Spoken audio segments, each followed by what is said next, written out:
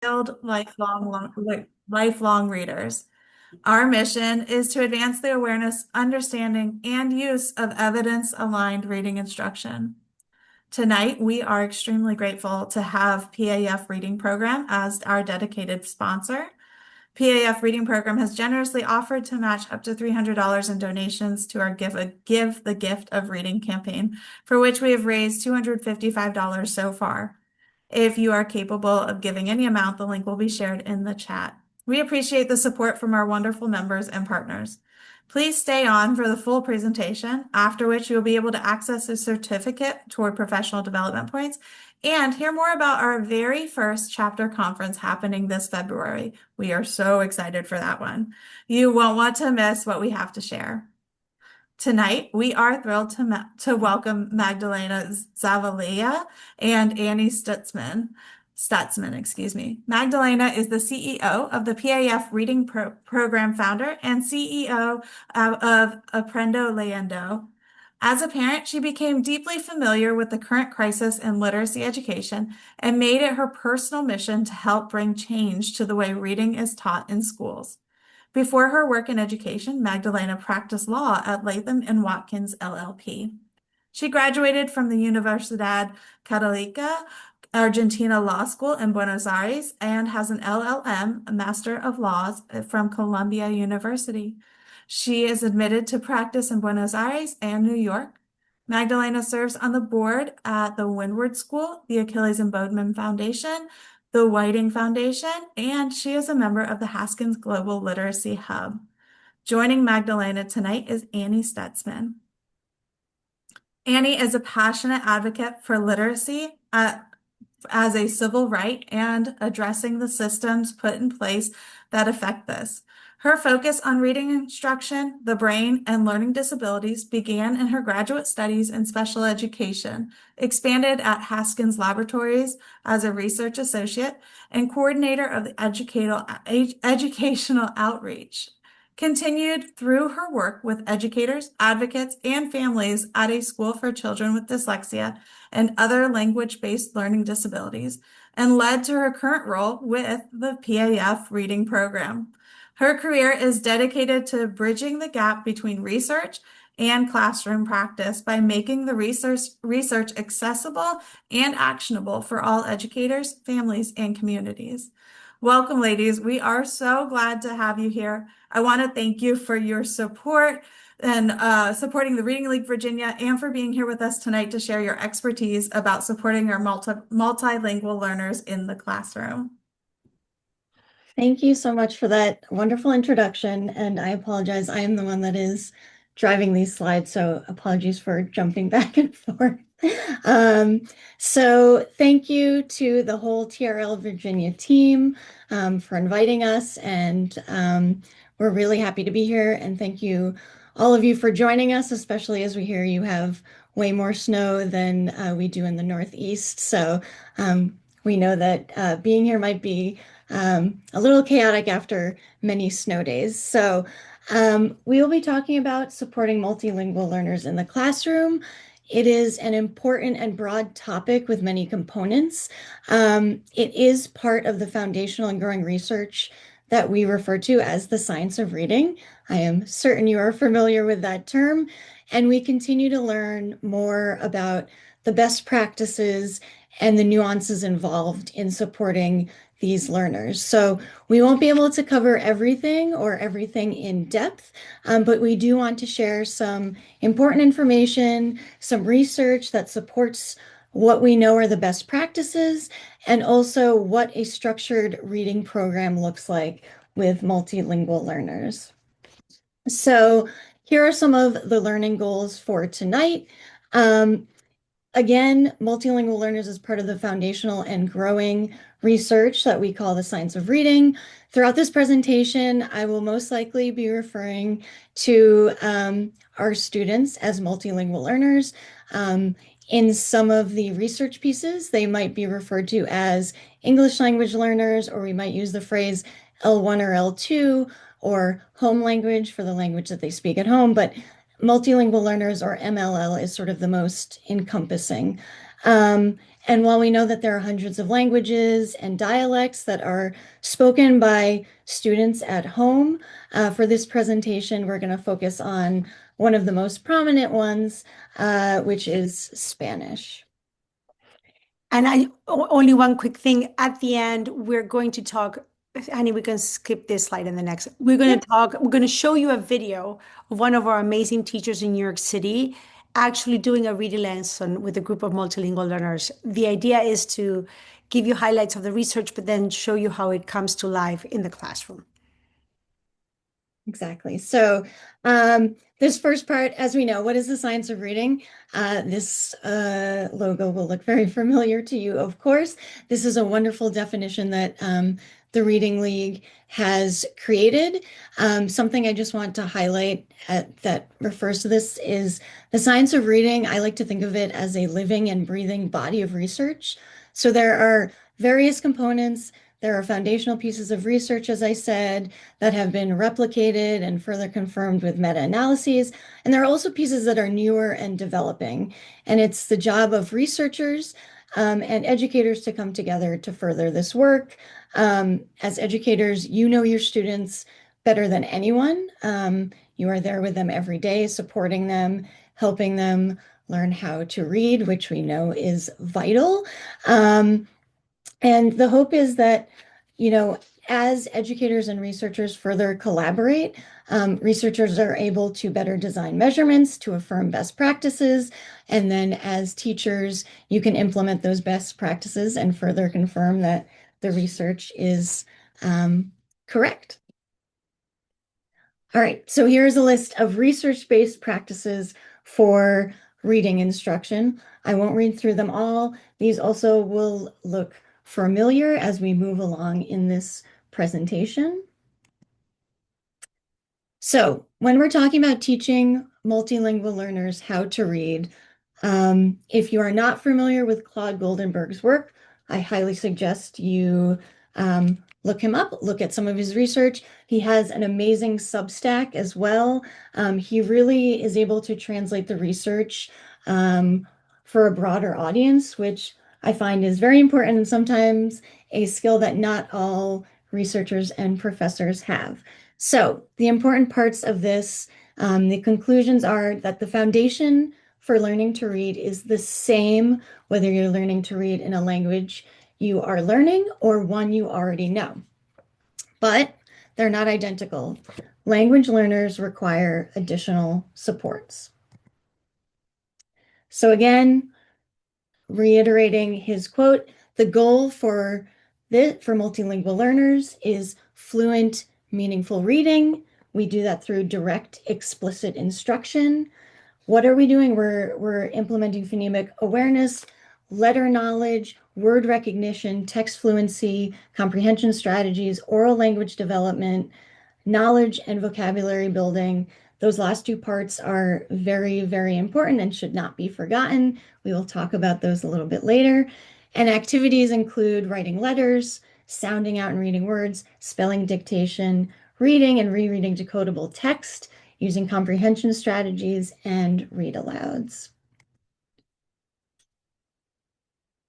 So, okay. That might sound familiar, that whole list, because these are all parts of Scarborough's reading rope. I'm certain you are familiar with this image as it is in probably almost every reading presentation or webinar you have attended. And that's because it's important and it really solidifies the pieces of skilled reading and how we build these skills, they become increasingly automatic, and how those upper strands, those language comprehension pieces, become increasingly strategic. So again, I want to reiterate, as Claude said, when we are teaching reading to multilingual learners, we want to remember it's not identical. Language learners require additional supports. So additional language supports can include clarifying words and content with visuals, gestures, expressions. Key vocabulary can be highlighted and illustrated.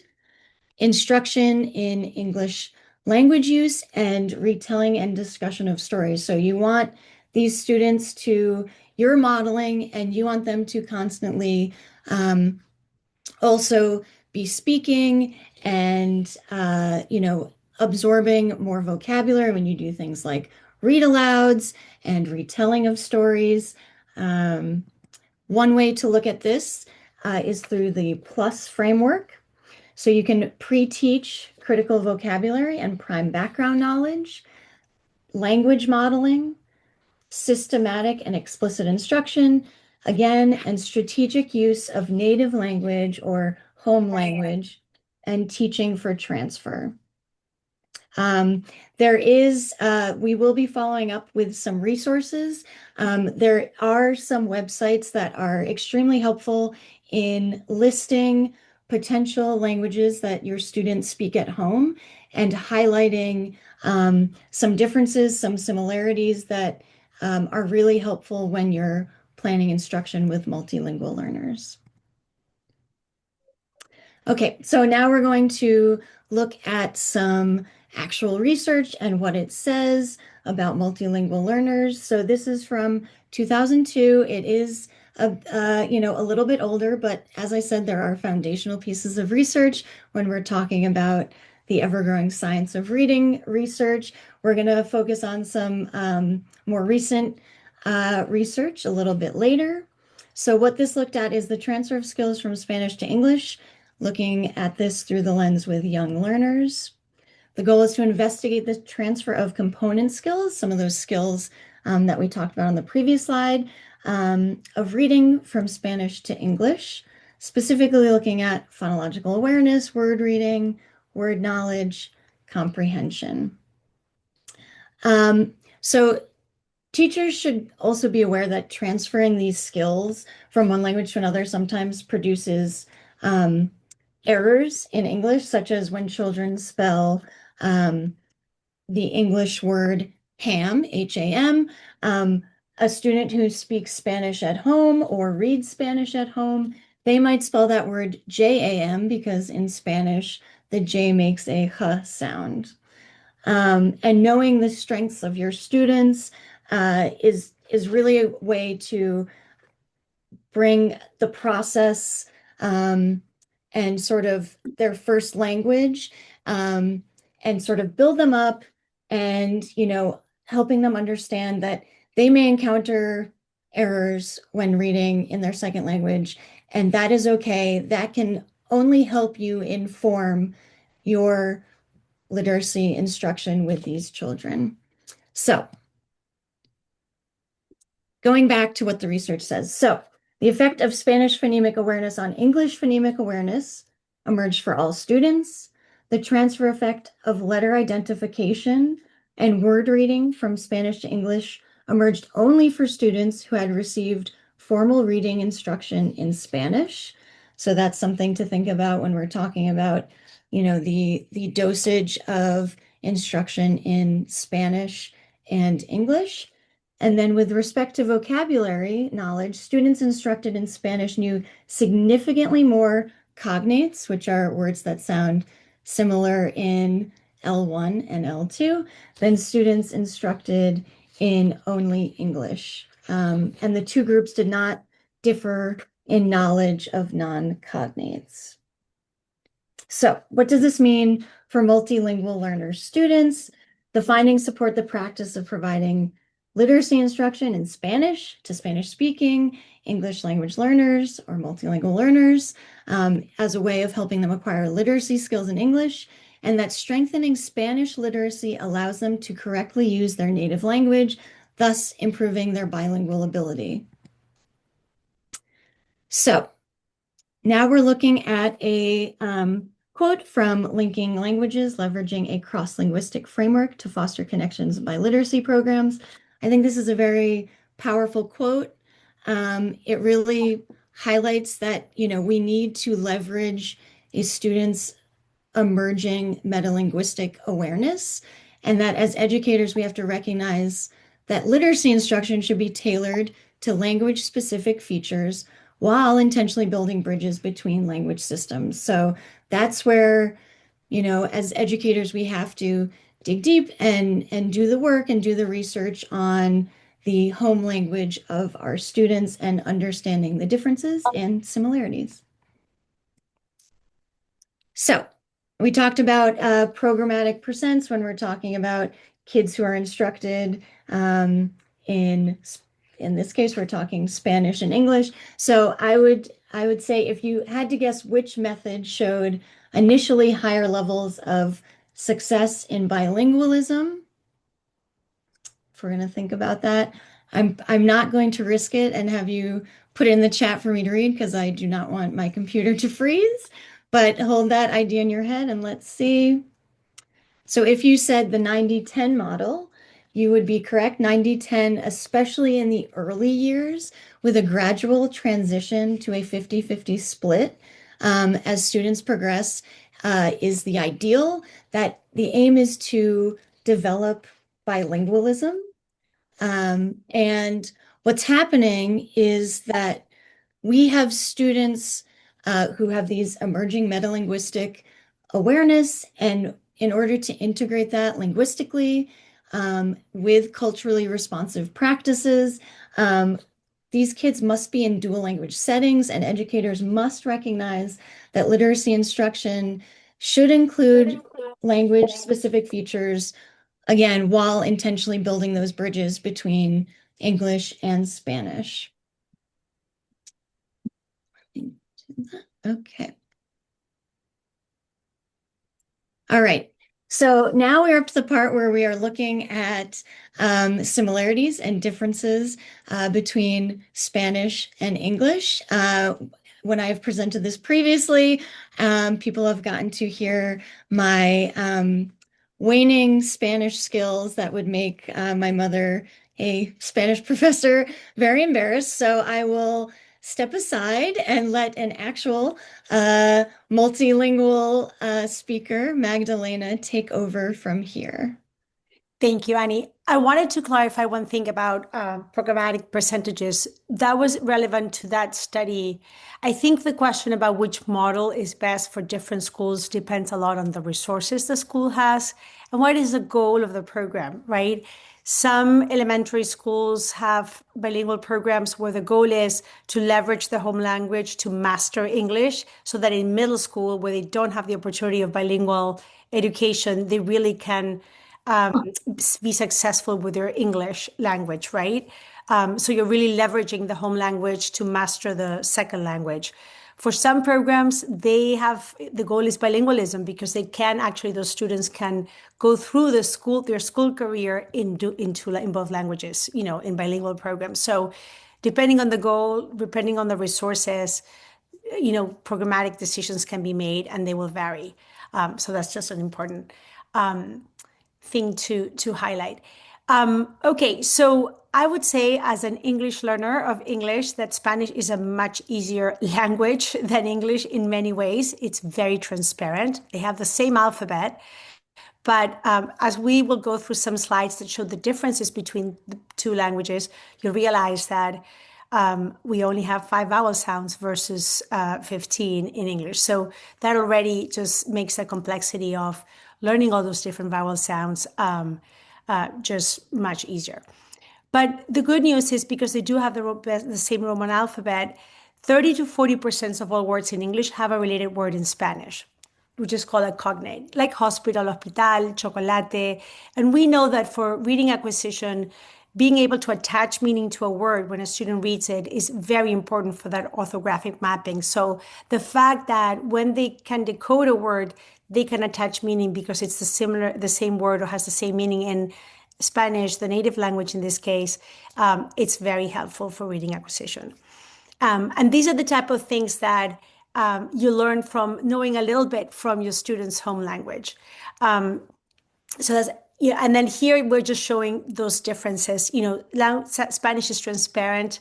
The difficulty with learning to read in a fluent way that supports reading comprehension is the length of the words. The words become very long, very fast. And the sentences do too, because of the way they're structured and how the adjectives work towards the nouns. So that's just something to keep in mind. And then Spanish really emphasizes the syllables. We don't have that many one syllable words with three letters, but mainly our language is more syllabic, and most beginning words have two syllables. And so that just makes for different, if you want cadence in reading, and fluency acquisition or blending. And here's just a comparison of these differences that we briefly alluded. We have 5 vowel sounds versus 15 in English. We pronounce certain consonants in a very different way. Here is the example that Annie gave about ham and how a kid that is a Spanish speaker would pronounce it, because that sound really corresponds to the J.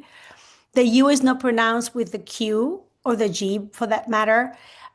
So, I used to say when I moved to the States, Quebec, and it's really Quebec because you do pronounce it in English. And so, somebody once said it for me, and I'm like, okay, that makes sense. I incorporated the rule and I never said Quebec again. It's that, oh, Quebec again, but I said Quebec. The article and the noun have a gender and they have to match. And there's, of course, exceptions. So el mar can also be la mar, and that can make it very tricky. Nouns don't, are not feminine or masculine and in English. The way in sentences the order comes for the noun and the adjective looks very different. So, for example, someone translating in their head would say something like the car white, right? El auto blanco, as opposed to the white car. And the tacit subject is just a very common use, especially in fiction, of how you write sentences. And that's very different in English. And then the way that dialogue is scripted is very different. So we'll show you some of these examples, but I think this already visually is very helpful for you to realize how difficult those just reading the word half or cake can be if you're a native Spanish speaker. The next, yeah. In Spanish, we don't have the following sounds. I won't go through all of them because you will get these slides, so you'll be able to have these as a cheat sheet for your class. But the vowel teams listed, we don't have them, and those are very difficult for pronunciation, but also for meaning, and just to understand how they systematize the consistency of those words of those vowel teams in words, and they can create comprehension breakdowns because you're spend a lot of time doing I, and it's always eight, right? For 8 or and whatnot. Consonant blends, those diagraphs, we don't have them. We don't have those consonant blends. Those initial blends, they're absent in Spanish, as are those final blends. We don't have suffixes that are spelled the same, but have many different sounds or ending sounds. Although suffixes have the same function, that's one of those things that they will transfer, right? Like you add a suffix and the meaning of the word changes. It can mean now it's plural if it says, cars instead of car, more than one. And then contractions are certainly a novelty for English learners, that they really have to learn how to spell it, but also understand what it means. And once they understand the rule, then they will know that it means the same word, but it's just a way of contracting the negative, if you want. That's how I put it in my head. So here's just showing the different pronunciations. Even the V is vaca and visitor. Sounds very different. The double L, lluvia and full, very different. The H is a big example. It's silent in Spanish, but it sounds like a J, like ham in English. The R's, and depending on where the R is in the word, can be very different as well. This is the example about the QU.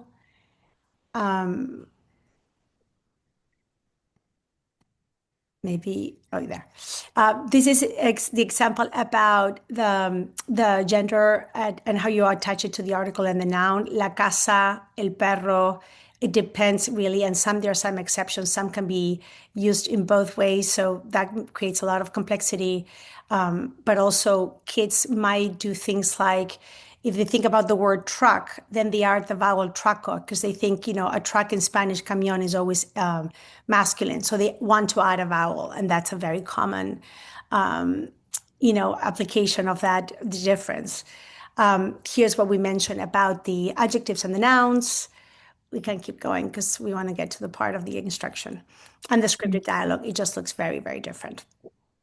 So this is just to give you a general idea how these differences, if you know about them, you can leverage them in the classroom. You can make the instruction explicit so they understand it. And those are the kind of supports, some of the kind of supports that Claude Gloneberg is talking about when he says the foundation of learning is the same, but you're going to have to create these supports just to make it more accessible for the students. And this is more of the same. It's not just understanding the rules of their language, but also the culture and ethnicity. I think incorporating those pieces in the learning, contrasting and comparing what they're learning to what they could have been learning or they've known when if they come from other school systems in different countries, it just empowers students and it makes them feel part of the learning process and just excited about learning in general. So other key considerations that are important to keep in mind, and Dr. Esparza Brown writes a lot about this. English language learners are not a heterogeneous group.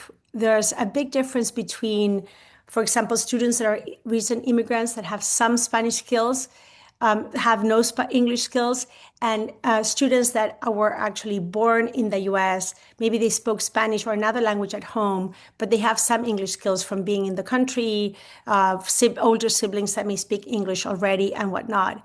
And acquiring the new language could look very different for these students. If they were US born, it could be simultaneous. Maybe they were really bilingual from birth, or sometimes, as I said, when they speak the native language at home and then they acquire English when they start schooling, it could be sequential. And then that just looks very different in terms of timing and how the language is acquired. And then there's a big difference between social and academic language. I'm sure you see this in your classrooms. Social language can be mastered within a year or 2, 3. But academic language takes a lot more time. And this becomes very critical when you're reading to learn, in the reading to learn phase after 3rd grade. It can take 4 to 7 years to become proficient in English when you're thinking about academic language. There's just a lot more of specific vocabulary that needs to be mastered. Special needs, if students that are English learners also have special needs, it can take up to 9 years for them to master the second language.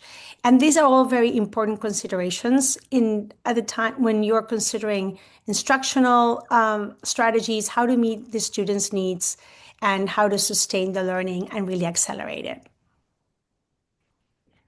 So the other thing that it happens often in our classrooms is that there's a lot of misidentification of evals in special ed. And a few things contribute to this. One is there's a fear of over-identification. So I think teachers, now that they're more aware that sometimes it's not an issue about having learning disabilities, but really, you're learning a language, so it just takes longer. You may present as not being able to master a concept, but it's really just that you're still practicing and learning it. So that fear also makes them shy away from actually identifying kids that do need the support in a special ed setting. Lack of access to ESL services in the native language sometimes is a huge issue. Kids are assessed when they come to school in the second language. That creates misidentification, but then also services are given in the second language. And sometimes what's more beneficial, especially depending on the context of the school, is that the service is given in the native language so that they can really accelerate the mastery of those language skills and then transfer that to the second language. So assessment is a huge importance in identifying ELs with special ed, but also in just identifying kids at risk in general. But the screeners have to be in the home language if we're really trying to dissect between are they still learning to read or are they really are at risk. And then once you identify them, it's very important that teachers and schools establish short and long-term goals. They monitor progress to see if they're meeting benchmarks. In tier one, they should be instruction should be appropriate and effective. And appropriate and effective instruction is that serves 80% of students, including ELs. If your groups in tier two are more than 20% of your classroom, and they're only your ELs, you probably misidentifying students and maybe not meeting their needs in their tier one instruction. So those are red flags to consider. And then you have to continue to assess across tiers, continue to monitor, and give very responsive instruction in a way that will ensure that you can help them meet their goals and thrive. So assess, identify gaps, analyze the data, plan intervention and then diagnostic teaching, and then continue to progress monitor. And it's a cycle that should never end, especially if you keep in mind the timing that we explained earlier of how long it would take for students to master language skills if they're ELs. So instruction is utilizing research-based practices and programs, has to be explicit for students and focused on foundational skills. This is super important. I've seen so many times, and we see it in classrooms all the time, when kids master those foundational skills, they suddenly, it's almost like they understand the mechanics of what they're trying to learn, and then they really can then implicitly learn a lot more on their own. But they just have to be really explicitly taught and then have to be able to master those skills. And then they keep reinforcing, and then you can never sacrifice, even while you're teaching foundational skills, the development of those oral language skills. Read alouds, all the content areas and knowledge building are critical for those students. And then you will still have to bridge language and vocabulary for them. But those are very, very important. None should be sacrificed for the sake of the other, which sometimes is a debate out there for multilingual learners, but both are equally important, and they should be coordinated and really looking to feed off each other. And as we said, your instruction should be culturally responsive, respectful of their culture and what they bring to the classroom, but also willing to create connections between new things they're learning and what they bring from home, like with every other student. And assessments have to be culturally sensitive. If assessments are available in the home language, it will give you a wealth of information, and valid and appropriate to the language level of the student. And then ongoing, so you can progress monitor and adjust your instruction. And that's how you'll build success. I love, Annie, your little effects. Annie, do you want to talk briefly about this paper, which is also, we're going to share it, and it's incredibly important. Sure, yes. So there are loads of studies that are highlighting the various academic benefits of multilingual learners. We saw one previously. And before learning occurs, we know that kids need to feel safe and supported. So sustained bilingual education shows multilingual learners outperforming monolingual learners. And with monolingual learner approaches. And this is through direct instruction with a program of fidelity and an empowered teacher, which is a really great segue into, what we saw previously and what we're about to see, which is why structured literacy or a structured reading program is so important. So, yeah. I think we can skip to it. So what we're going to show you now is just using PAF as an example, what a program, a foundational skills program that actually meet the needs of bilingual English learners would look like in the way that they provide a systematic sequence of skills. I think for all students, really, because that's what the reading research, there's so much research about this, but is important. But for multilingual learners, it's especially important. You're giving them the keys in a very systematic way to the language, to the code they're trying to learn, to speak and read at the same time. So there's a lot happening for them at the same time. And if the sequence is systematic, it makes sense, it goes from simpler skills or concepts to more complex, it will be very beneficial to them. And would also allow you as a teacher to progress monitor which skills are they mastering, which are they not mastering, and where to go back and reinforce so that you give them the repetition and the time they need to master skills. Next slide, Annie, please. The other important component is that when you introduce new concepts, or whether it's the sound of a letter, you really are back and forth showing that you're working on phonemic awareness, you are integrating the sound, the writing of the sound, and then, which is phonics, and then also you ask them to spell it, and you also then finally you ask them to read it. You really integrated those pieces because that's what will help them really create those connections and master the skill. So, in this case, if we teach the letter R, we will show them how to write it in the how to write it. Then we'll do a spelling dictation. The kids will be encoding then, and there's a lot that they learn from that. And then they will read it in a word list. You see, it's very systematic. Then they will have sentence lists so that they learn to read with intonation, but also, I would say, in a non-robotic way. Can rats nap? Very helpful for meaning and also to bring fluency to connected text. And then after that, the same skill still, you integrate it, you read it in connected text, where there's opportunities for conversation, oral discussions of what's happening in the text. The text is controlled, but the discussion is never controlled because you're always at the same time trying to develop that oral language. And we'll show you that in the video.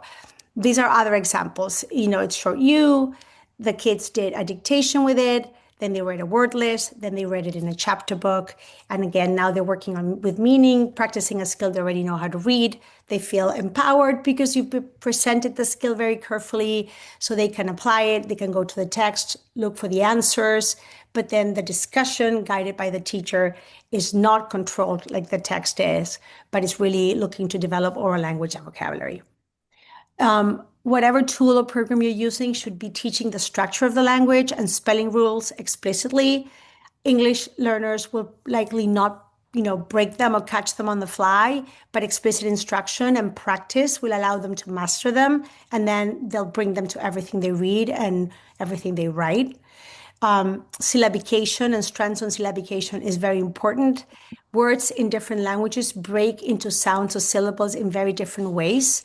And it's a very, very helpful strategy, especially for English, that is such a complex language, to learn to read unknown words that are difficult for them to decode. So a lot of practice on that. And of course, always everything has to be then reiterated and practiced in connected text.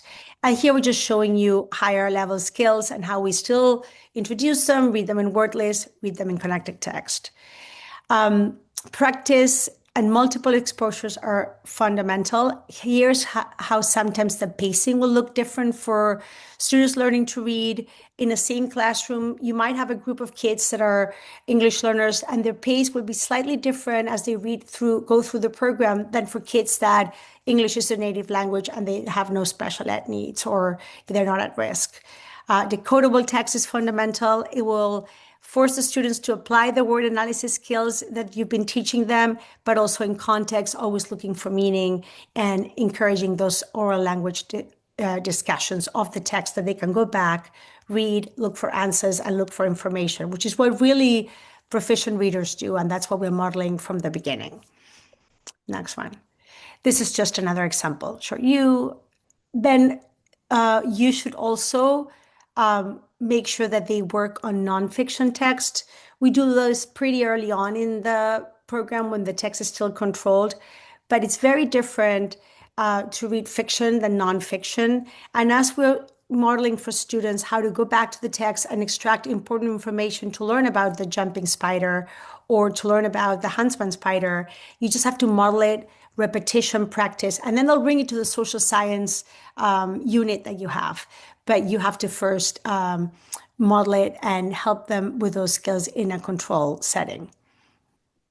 We work a lot on vocabulary development and language concepts. It is so important.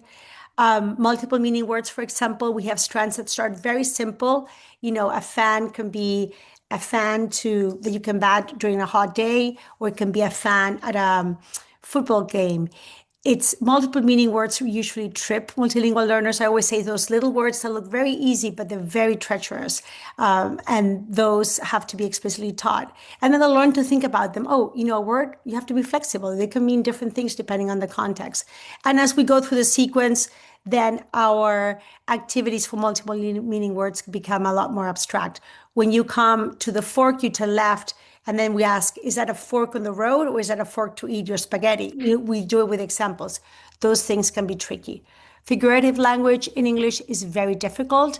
I think, at least coming from Spanish, there's not as many idioms in, examples of this as they are. So they're very literal English learners. So you have to break it down for them. And once that flexibility is built in, they can tackle other examples even when they're unknown. And then categorization is a great way of developing oral language. Initially, when the kids cannot read, we do it with images. What doesn't belong? A fairy, a dragon. I don't know what that is because I can't see well. I guess I think it's an elf, an elf. maybe. There you go. Yeah. Oh my gosh. And it's the holidays. And a firefighter. What doesn't belong to the firefighter because it's not a fairy tale character. So this type of oral language, the teachers are always eliciting those discussions and those conversations, but the kids are engaged with reading and thinking abstractly from the reading. You should have programs that really teach syntax. Very, very important. And then we can go to the next one. I want to make sure we have time for the video. And at all times, you can never sacrifice building vocabulary and developing background knowledge. None of those two parts of the work have to be sacrificed for the other. And that's really, really important. I always say I don't understand why it has to be one or the other. It's both. And that's how your language arts block and the rest of the day should be built around. Okay, so now we're going to show you a wonderful teacher that has been working with PAF now for maybe 3 years. And she is teaching at a maybe around level 30 of our sequence. We have 200 levels in the sequence. Just to give you an idea, the pretty beginning readers is a group of first graders, and they're all English learners. And she's prepping for a little chapter where something really exciting is going to happen. A pet is going to be sick. But she's anticipating what the students won't know in terms of vocabulary. She's anticipating where they might trip, and so she's preparing for the lesson. So we'll play it for you, see what you think. If you were teaching this lesson to students that are native English speakers, most of the supports you wouldn't need as a teacher. You might have to anticipate 1 or 2 vocabulary words, and then you will just dive into the reading.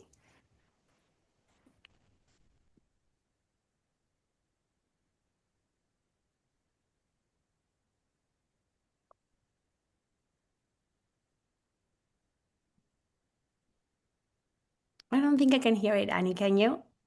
It keeps on stopping. Let me try this again.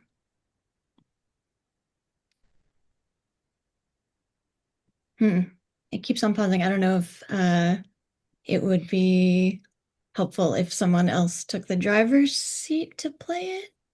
Let's see if I can play it. Okay. Try.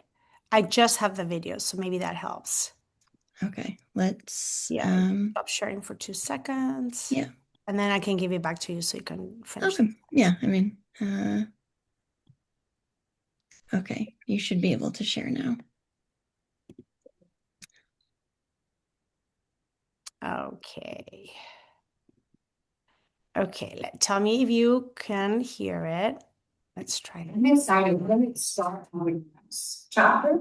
And before we read the next chapter, what I would like to do is I want us to read this one sentence that you see over here. Who can read this sentence for me, Louise? Okay, I'll just start your job. Go ahead.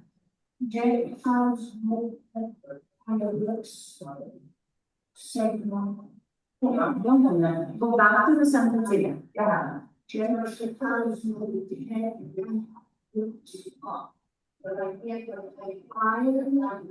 Send that out.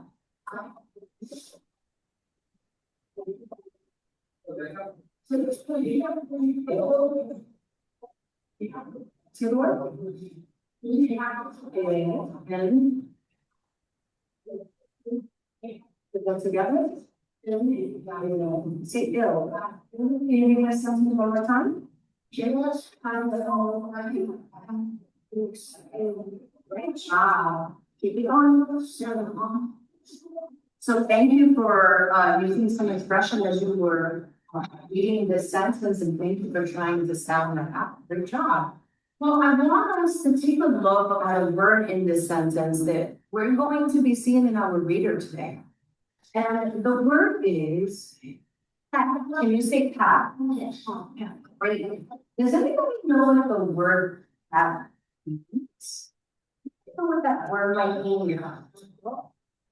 That's a pass, but that's a great guess. The word cat actually means when someone has high energy. Like when you go to gym, you have a lot of pep, right? You're jumping around, you're running around, you're running around, right?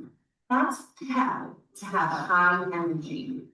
A dog can have pep. My dog has a lot of pep. My dog wants to jump on me when she sees me. She wants to play. Have you ever seen a dog with a lot of energy? Give me a thumbs up if you have. Well, that's what the word pet means. I also want to show you one more word. This word is the word ill. Say ill. Ill. And the word ill means when someone is very sick. Okay? Have you ever been ill before? Raise your hand if you've been ill before. You've been sick before. I've been sick before. Excellent. Okay. So we know that the word pep means a lot of energy.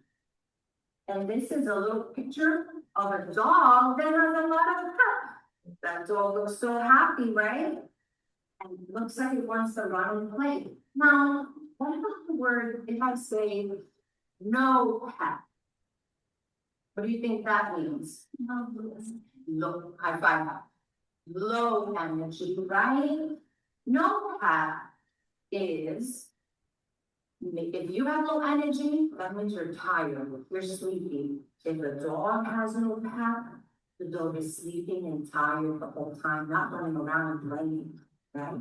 So we're going to see that word today, and we're going to be reading.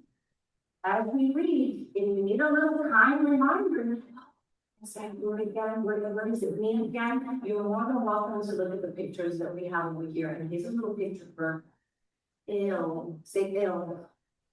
Someone this. Okay, so let's get ready. So I don't know if people feel up for participating, but can anybody tell me a little bit, what are the strategies that you see the teacher used that you just want to highlight? And if not, Annie and I will do it, but.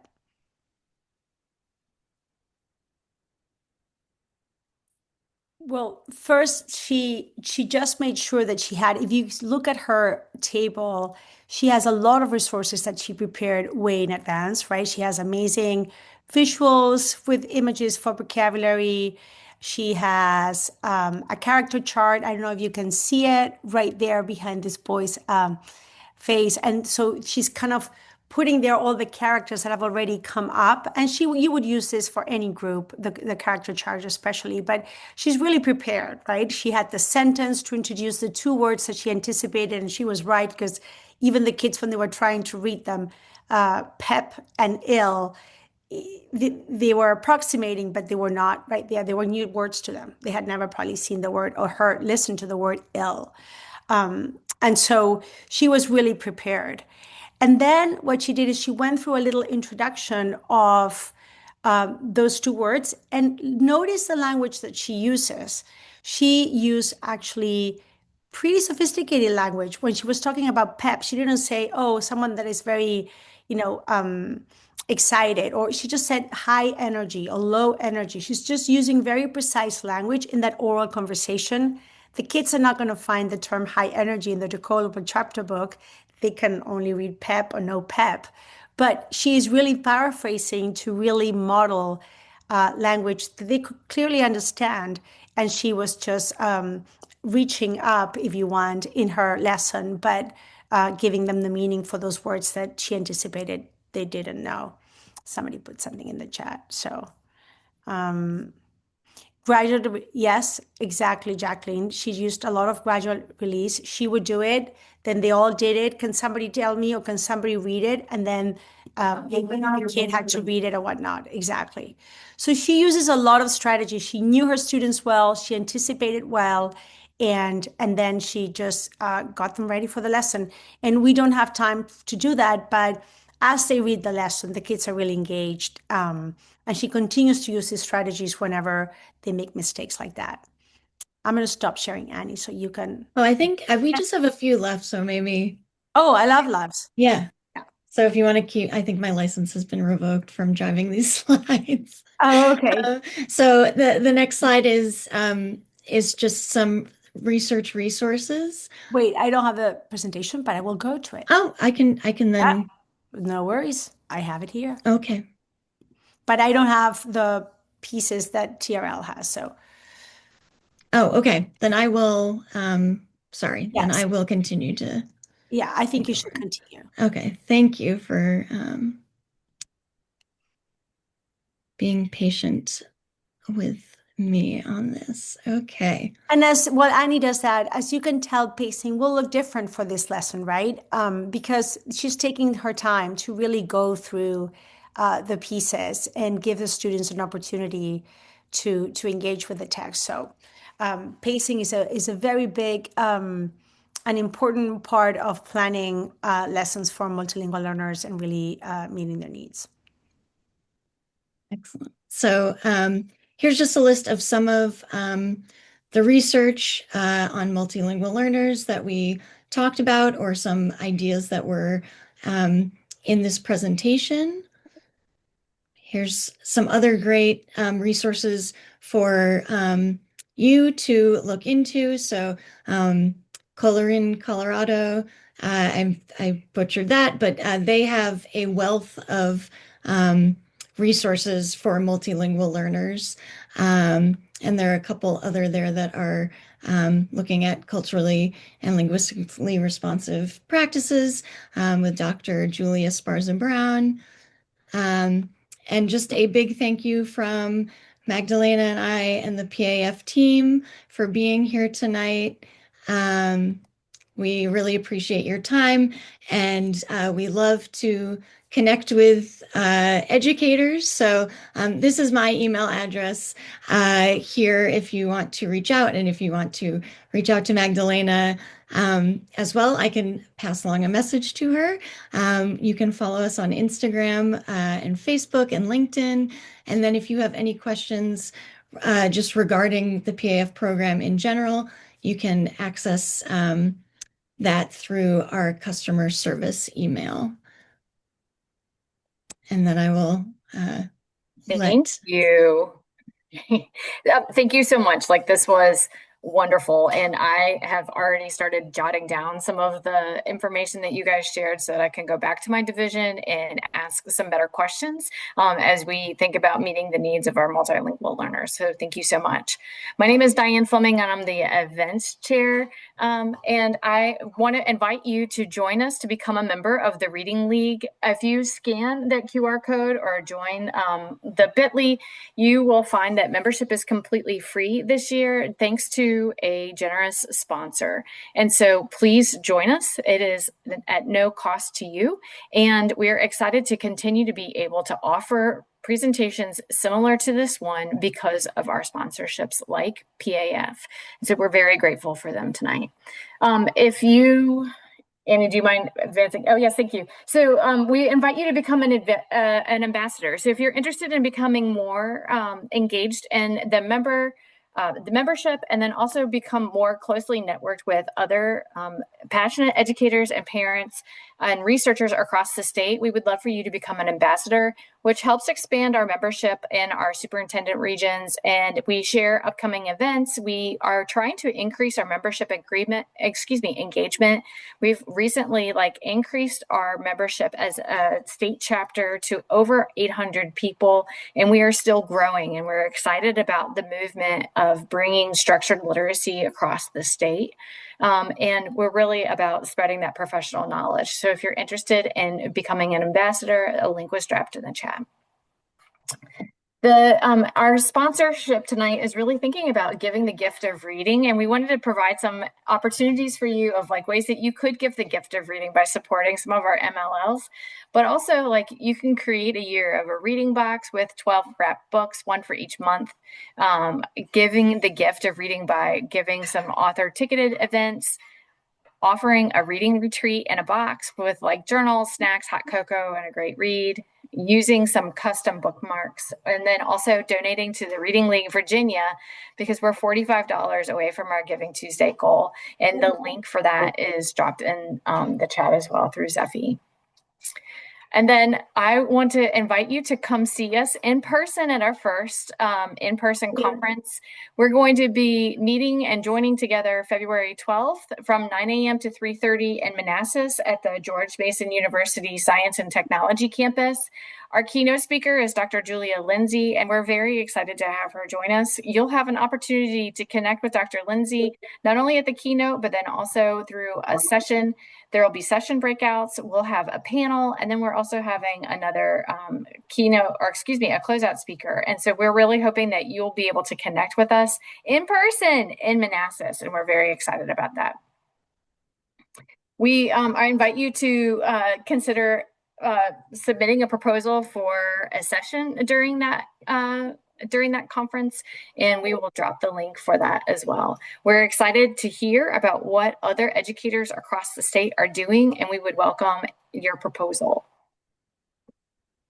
And then last but not least, how else can you show that your support for reading by buying some merch from the Reading League and promoting the science of reading across the state? And so we're excited that you joined us this evening. Please consider joining us this upcoming January when we have Dr. Molly Ness coming back to share the second part of her book.